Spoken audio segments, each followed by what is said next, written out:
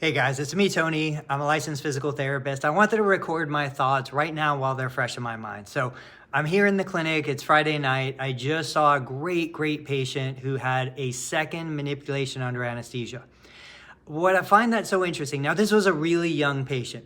He had a total knee replacement June 20th. Today is September 16th. And so, it hasn't been that long, really. He had his first manipulation under anesthesia because he wasn't gaining the range of motion that he had anticipated. He started on some anti-inflammatory medication, which significantly improved his range of motion, but still not to the point that he could return to work and function the way he wanted. So he had a second manipulation under anesthesia. He came into the clinic this evening. Now, a couple thoughts on this for those of you who are thinking, should I have this done? Should I not have this done? Nobody can tell you what to do or what not to do except you and your surgeon. You guys are the ones that have to make the decision. But what's interesting about this is multiple times, and I've shared other videos on this channel where a patient will be under anesthesia, get to 120, 125 degrees of flexion, come into the clinic 20 minutes or an hour later, and you're barely getting to 90 degrees. Now, today we were at 94 degrees, which is awesome.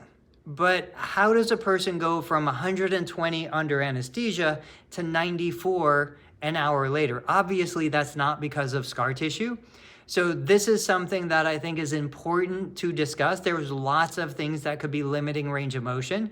If he was experiencing improved range of motion when he reduced the inflammation in the knee, I tend to believe that it's more of a chemical problem than a mechanical problem. I would equate scar tissue limiting motion to a mechanical problem.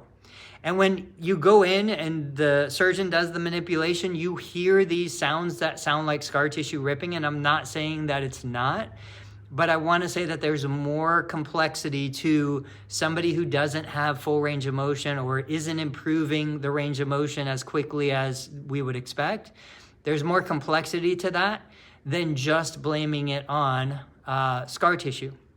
So if you're struggling with your range of motion, if you don't have the extension, if you don't have the flexion, if you feel like it's just too painful or it's blocked or there's something that's going on, I would encourage you to connect with a local therapist or a local surgeon that really will take the time to kind of hash out what are some other things that could be limiting that range of motion. Maybe it's not just scar tissue. Maybe scar tissue is a component of a bigger problem. Maybe there's some chemical changes, some immune issues that are going on.